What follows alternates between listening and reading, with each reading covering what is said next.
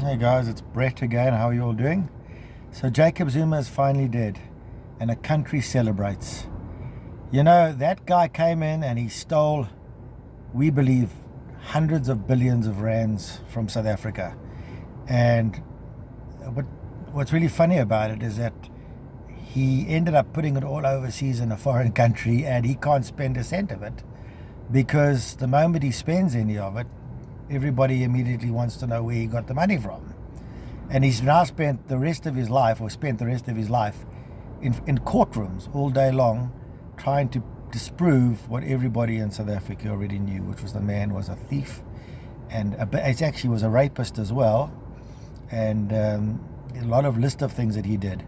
But you know what really gets me the most is that his family is spending all that money that he stole from the people of South Africa. And they are spending it and they don't really care that they're stealing all that the stolen money is being spent by them. And also his legacy. He has no legacy. When he dies, his name is going to be expunged from the history books and people are going to forget him. There's going to be no statues made to the great Jacob Zuma because Jacob Zuma is a thief. And of course, when he dies, all of his money that he's stolen will eventually become accessible to the receiver of revenue, and they will discover how much he's actually stolen.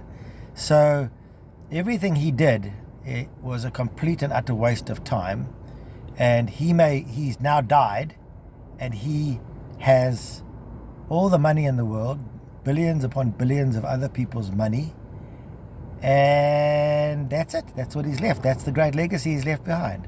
Hated by a country, questioned by the world, wealthy beyond rational thought, and that's the legacy he's left. Very similar to the legacy that Robert Mugabe's left as well. The same philosophy.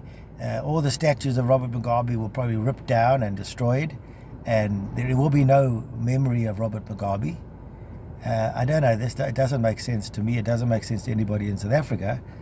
But evil is rife, and unfortunately that's the history of Jacob Zuma. Actually a very sad human being, a very sad.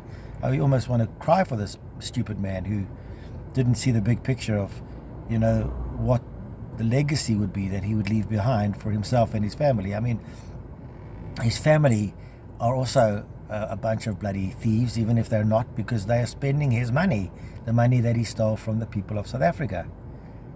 And so goodbye, Jacob Zuma, and please God, there's not going to be another one like you in the history of mankind. Even though I know there are a lot of candidates in the ANC who are rushing to fill that gap, and also want to be remembered in history as the scum of the universe, which is what seems to be the trend when it comes to politicians and the legacy that they leave behind.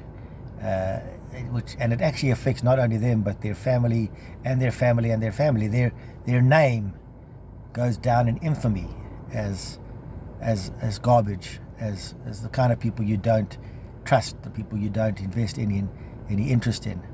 And so the Zumas, the daughters and the sons and the children and the grandchildren of the Zumas, that's the legacy that Jacob Zuma has left for them. That you'd rather walk past and spit at them than actually want to do any kind of dealing with them, because inevitably it's going to be a bad idea. So that's what the great Jacob Zuma has done, and the world is a better place when human beings like that are no longer on the planet. Okay, and so this video was made in preparation of the death of Jacob Zuma, because I wanted to have a video in place so that the media, I would outdo the media when I said Jacob Zuma was finally dead. I wanted to have a video on the internet in place, ready, that when he dies, the world will know exactly what kind of slime that human being was. And if there is, and I believe heavily in the 7 levels of hell, and I believe he's on the 7th level, when his day comes. Okay, so that's me, that's Brett again. I always like to make my little contributions to the internet once in a while, particularly about the most disgusting human beings on the planet. And when I get another idea, I'll throw it in there, and anyway, we'll see what happens. Okay, later. Bye.